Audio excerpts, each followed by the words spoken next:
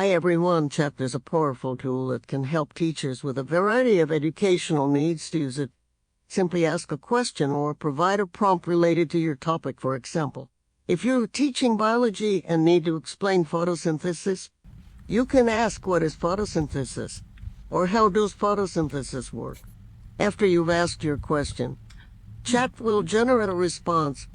Review the response carefully to see if it meets your educational needs. If it's helpful, you can indicate that with feedback.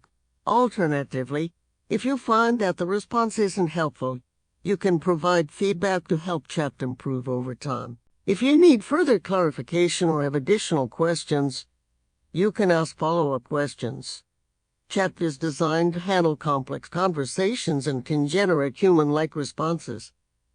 So don't be afraid to ask as many questions as you need. In summary, Chat is a great resource for teachers. It's easy to use, generates helpful responses, and can handle complex conversations. Give it a try and see how it can help you meet your educational needs. Thanks for watching.